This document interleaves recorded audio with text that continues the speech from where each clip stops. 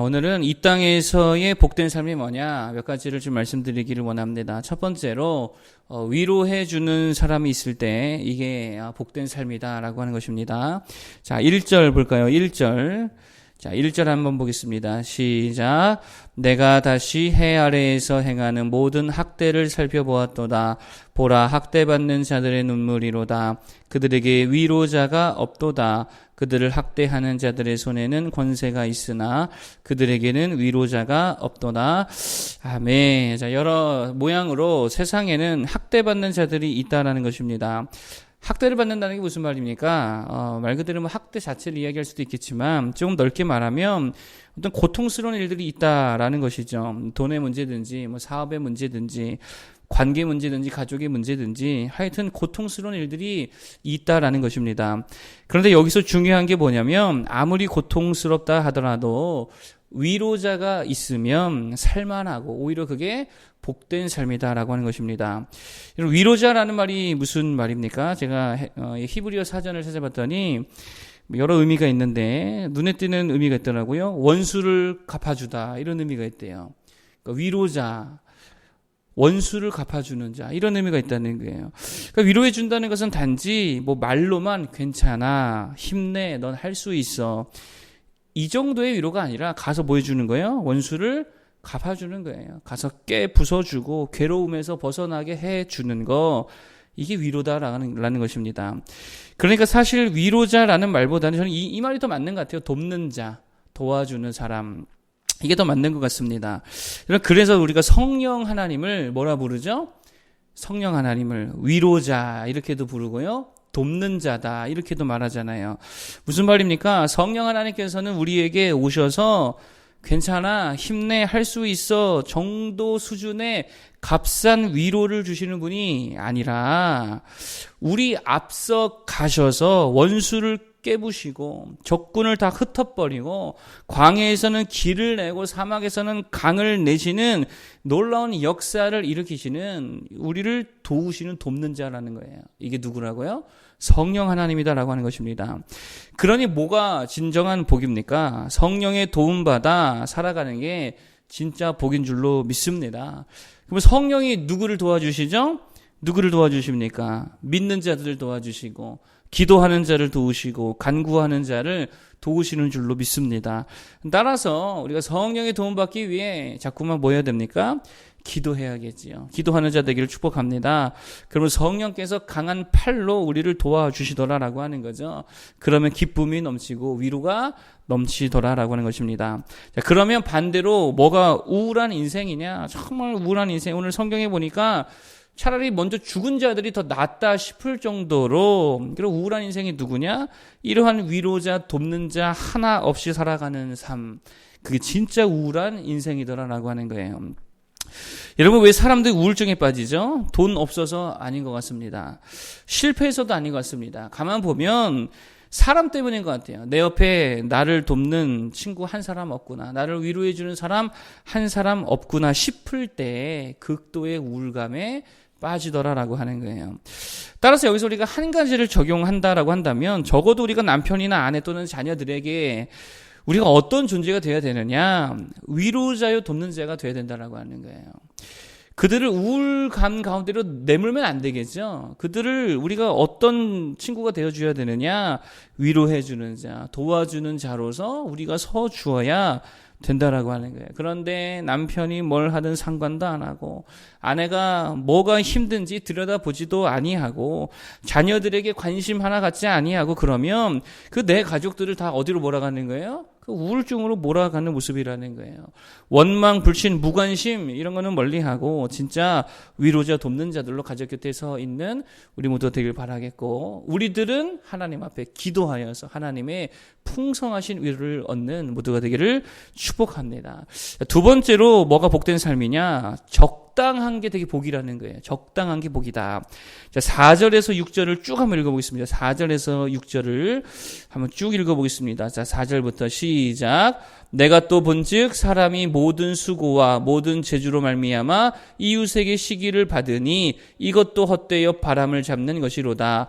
우매자는 팔짱을 끼고 있으면서 자기의 몸만 축내는도다. 두 손에 가득하고 수고하며 바람을 잡는 것보다 한 손에만 가득하고 평온함이 더 나으니라. 아멘. 자, 여기서 말하는 게 뭐냐면 뭐든지 적당한 거, 적정한 거, 이게 축복이라는 거예요. 4절이 말하는 게 뭡니까? 4절이 말하는 것은 뭐 이런 거죠. 내가 너무 잘나도 그거 별로 좋지 않더라는 거예요. 너무 잘나면 어떻게 됩니까? 사람들이 시기하잖아요. 사람들이 미워하잖아요.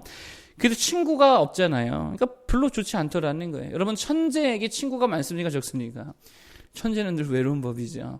여러분, 너무 뛰어나면은요, 이렇게 별로 좋지 않다고 솔로몬이 지금 이야기하고 있다라는 것입니다. 돈이나 권력이 월등하게 많으면 되게 좋을 것 같지만, 한편으로 보면 되게 외롭다는 거예요.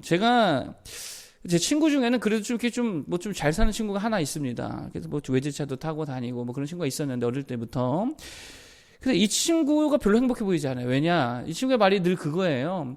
자기 주변에 오는 사람들은 다 자기 돈 보고 오는 것 같다라고 하는 거예요. 여자애들도 그렇고, 남자애들도 그렇고, 후배들도 그렇고, 다 자기 돈 보고 오는 것 같아서 진정한 관계를 못 맺겠다는 거예요.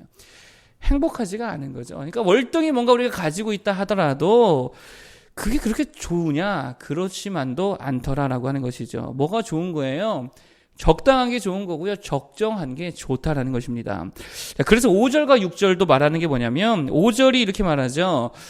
우매자는 팔짱을 끼고 있으면서 자기의 몸만 축내는도다. 팔짱을 끼고 앉아있다. 이거는 되게 게으름에 대한 표현이겠죠. 게을러서 아무 일도 안 하는 거예요. 그런데 이 게으름의 결과가 뭐라는 거예요?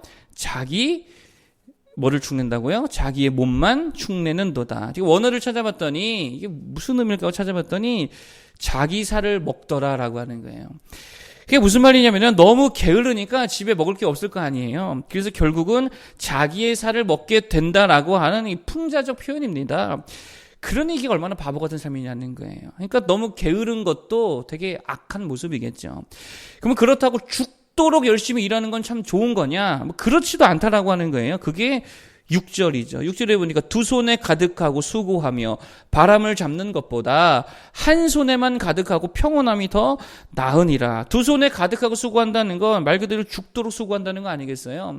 게으름의 또 다른 반대편의 극단의 모습이겠죠.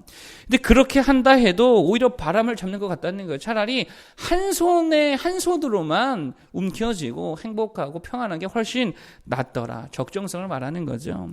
여러분 종종 그런 거 보지 않습니까? 죽도록 일만 하다가 사고로 죽는 사람들 보잖아요. 야, 저 사고 당하려고 저렇게 열심히 일하셨나.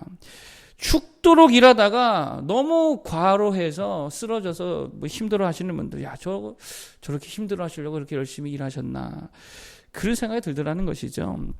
여러분 무슨 말입니까? 뭐든지 적당하고 적정한 게 복이라는 거예요. 돈도 적당히 있고 적정하게 일을 하고 관계도 적당해야지 한 관계에 너무 과몰입하면 이걸 뭐라 그래요? 집착이라 그러죠.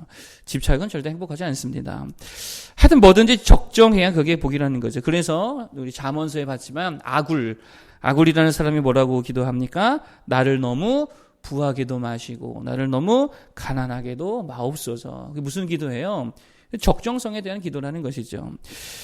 여러분 제가 이렇게 생각해 봤습니다. 하나님께서 왜 우리에게 안식일과 11조를 명령하셨을까?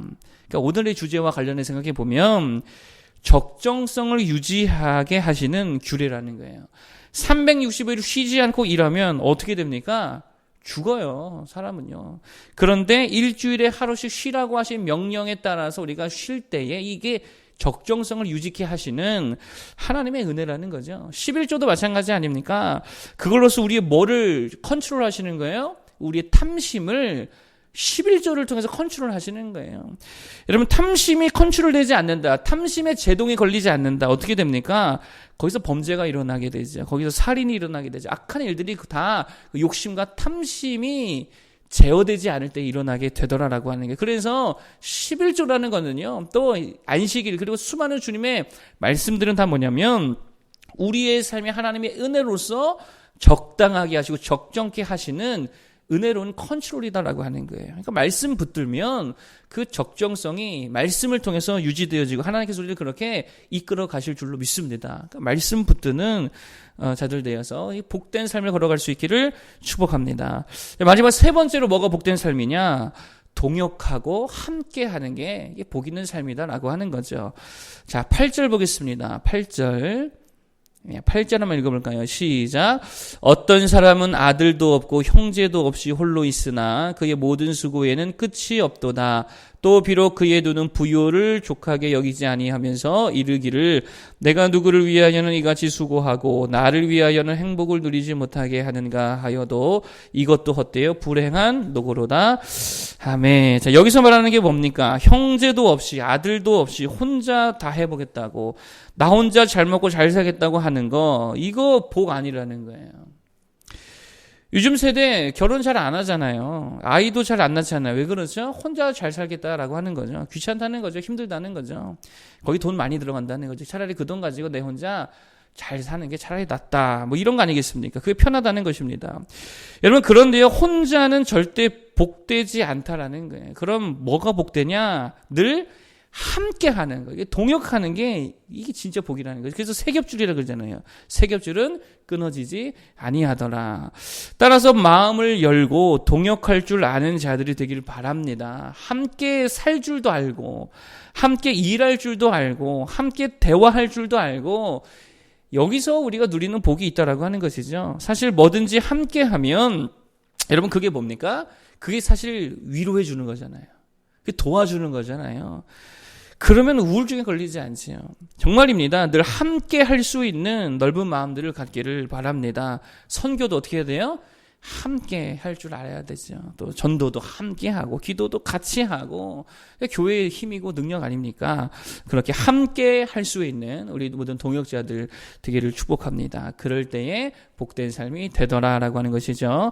자, 오늘 세 가지의 복된 삶을 말씀드렸습니다. 첫 번째, 위로자 돕는 자가 있는 삶이 되게 복되다라고 하는 게 우리의 위로자 누구이십니까? 성령 하나님이시죠. 기도할 때에 성령께서 우리를 도와줄 줄 믿습니다. 그리고 우리가 남들에게 또 돕는 자가 되어야 되겠죠. 두 번째, 적당하고 적정한 게 복이라 그랬어요. 말씀 붙들면 주님이 우리를 최적화의 삶으로 붙드시고 컨트롤해 주실 줄로 믿습니다. 말씀을 통해 하나님께 맡겨낼 수 있는 무도되길 바라겠고, 세 번째, 동역할 수 있는 자가 되자. 함께 할 수 있는 자들이 되자. 그럴 때 이 땅에서 주님이 주신 복을 누리게 될 줄로 믿습니다. 기도하겠습니다.